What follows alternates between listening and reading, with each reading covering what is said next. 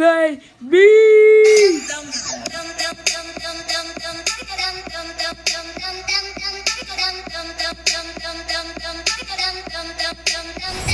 Hello everyone, and welcome back to another edition of True Talk on Couch. I'm your host, Ralph Cunningham, and as always, we got a very, very important show for you. Exciting things we want to talk about. Before I get off into any and all of that, I'm going to introduce to you my main man, my mellow, my ace, my best friend, my brother, Ezra Cunningham, a.k.a.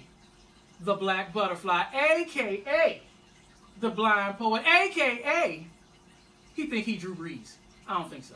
What's up, man? What's good out there? What's good out there in YouTube world? He's a Saints fan. I don't get that. Yeah, No, Saints are good. Saints are you know, good. they Doing doing their thing, y'all. Can't be mad at them. Of course, Can't be mad at them all. Pats Nation. Of course, Pats Nation. I like them too. You know what I'm saying? I got my two favorites right now that's doing their thing. Yeah. You know what I'm saying? Excuse my face, y'all, because I know I'm kind of rough. You know, I need to shave. Rough and rugged. Okay, well, you know, today our show is basically cut and clear. The Illuminati and devil worship. Is that a part of hip hop, or not just? I don't want to say just hip hop. I would just say music in general, or is it just something that a lot of these people are using just to gain some attention?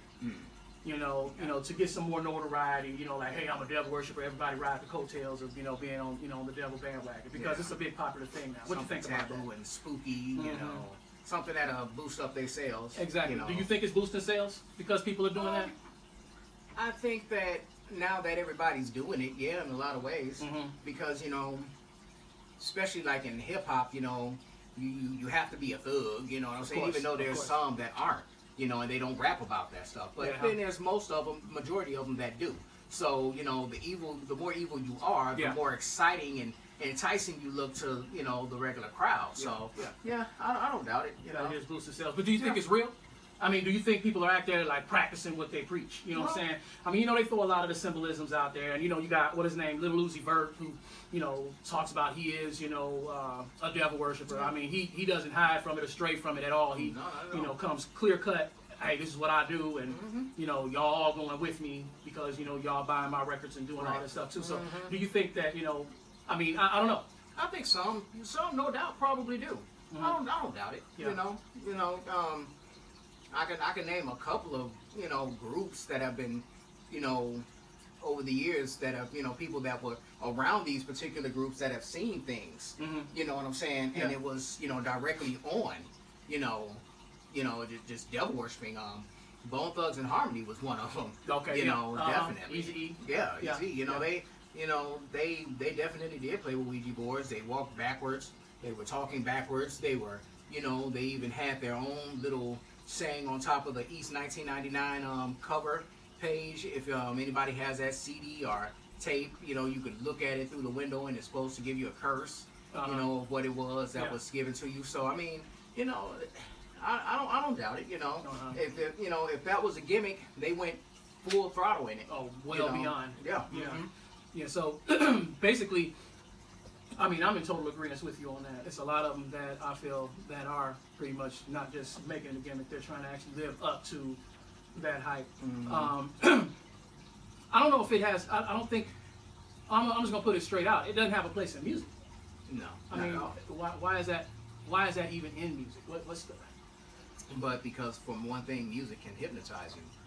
Music can also mesmerize you, and that's the thing about it. The music, the rhythms that's thumping in your head. It can have you to feel good. It can have you to feel sad. It can get you angry. Yeah.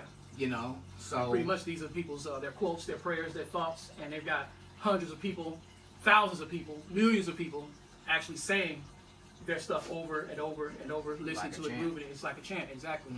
So I mean, do you believe that like a lot of people are making it big because they're doing a lot of these I don't know, just put it out there that they're devil worshippers?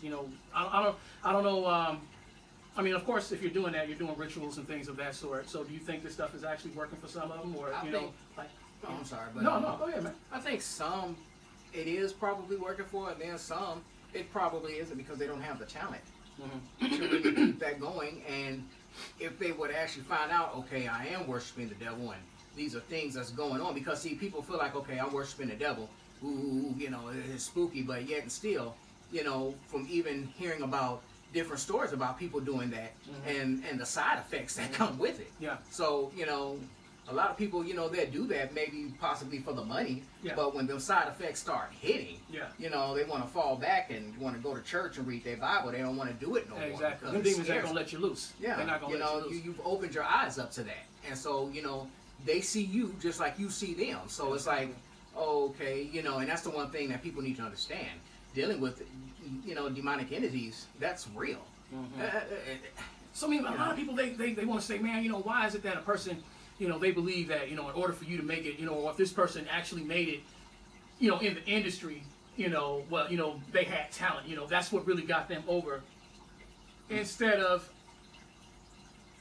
what we know, what really got them over. I mean, you can look on YouTube, you can look anywhere, and there's so many stories on there about where people are telling you, hey, this is what I had to do in order to get to where I'm at right now. But so many people just don't believe that. No. You know, and it's really, I mean, man, you know, you're hearing it in the music, and that's why so many people think it's a gimmick. You know, and it wasn't just in, you know, it's in hip hop prominently now. You know, it was basically just when I remember growing up, just in rock. Just, you know, Kiss was like the group that was, you know, off into the, I guess you could say, demonic stuff. I mean, even their name is an acronym, you know, KISS, Knights in Satan's Service. You could look up their story about how that group even got together, the school that they went to. It's a lot of groups, even R&B groups, that said they went through certain things. Color Me Bad, one of them.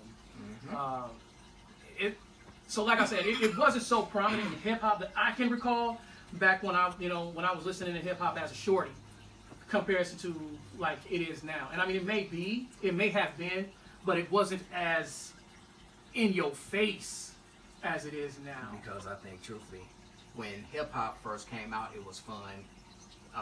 The powers that be didn't put enough money behind it because they didn't think it was going to go anywhere. Yeah. You know, heavy metal, rock and roll, that was it. Yeah, you know what I'm saying? exactly. That's what they honed in on.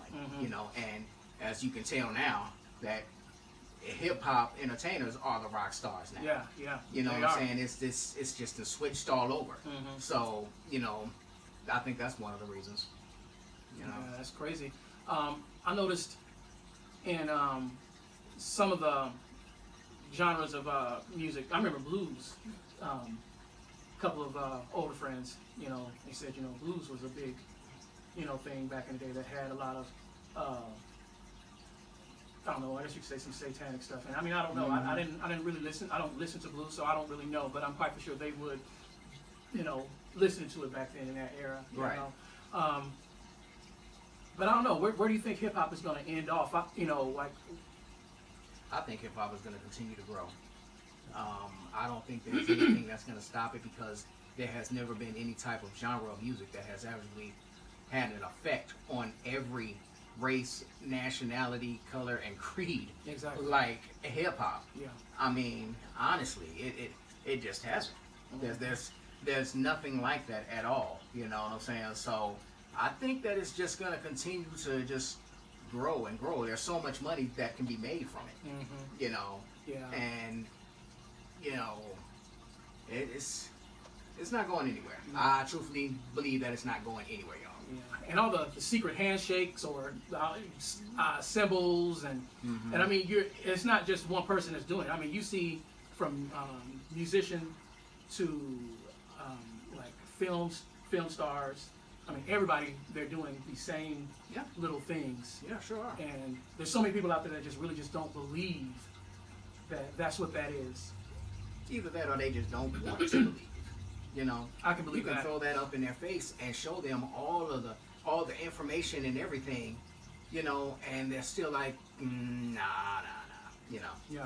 Yeah. So, I mean, facts. You know, facts are facts, and I mean, I'd like to hear if any of you guys think that if a person, you know, makes it big in hip hop or just the music or film industry, you know, do you guys actually think it had to do because they were talented, or did they, you know, did they actually sell their soul? I mean, you hear so many people saying that this is what they had to do in order to, you know, get to the plateau or to the next plateau. I mean, we used to do music, and we've had. We're gonna leave that for later, but we used to do music, and you know, we'll tell you exactly what we ran into as far as that go. So we're actually firm believers of knowing what we're talking about. It has come across us, and we were told what we need to do. But like I said, yeah, let us know what you think. You know, do you think if a person becomes a big-time film star or, you know, musician, was it pure talent alone? You know, or did they have to do some, you know, some type of rituals, or, you know, I mean, you got so many people that are like, wow, you know, like Jennifer Hudson. They figured, you know, she killed off her whole family to get to where she had got to. You know, I mean, it's so many stars. As soon as they get to a certain level, like, you don't know about them, but then they reach like overnight, like an ultimate plateau. You know, but then it's like something tragic that had happened to them in order for them to get, you know, and then it's really crazy. It's really it's really crazy. I'm sorry for jumbling up my words and all, but it's just so weird how they go hand in hand. You know, the misfortune of your family, then all of a sudden you make it big. Or a friend, and then you make it big. Or an accident, you almost reach a near-death experience, and then all of a sudden you're big. You know, so we'd like to know what you guys think. You know, do you have to, you know, sell your soul, you know, in order to make it big in the industry? You know, I mean, I think you do in a lot of ways. I think you do in every way. I think you can just get so far on talent, because there are a lot of people out there that are clearly talented. Me and my brother was discussing this today. There's a lot of musicians and film actors and actresses that are out there that are really talented, but they didn't get there just because of their talent. We know that they're talented because we go see their films, we listen to their music. So it's not so much as, oh, well, you know, this person isn't talented. No. We know that you're talented, but your talent is only going to get you so far. And this is speaking from experience. Your talent is only going to get you so far, and then you need that boost. So, like I said, you know, let us know what you think about it. What you think? You know, I think you covered the bases really good, man. Yeah. So, you know, just like you said, YouTube world, you know, leave a comment, let us know what you think about it. You know, we want to hear what you got to say about it. You know, and what we'll do is when we come back with another episode on this, because we are going to do a couple more episodes. Yeah. You know. Next week, Sunday, we're going to go live. L-I-V-E, which also spells live. Yes. But we're going live, though. We're going to go live. We want to thank everybody for tuning in and for watching us. We've been getting like a big boost of people that have been watching our shows. And, man, we want to thank you guys so much. Yes, our fans in Puerto Rico, our fans in India, in the United States, you know, Australia, Brazil. Oh, yeah, we got a lot of friends in Brazil, fans in Brazil, people who watch us, Africa, the Dominican Republic. Okay. Well, our time is almost up, so we want to thank everybody. We want y'all to subscribe, hit the notification bells. Make sure you get up with us, True Talk on the Couch, on our Instagram, YouTube, Facebook,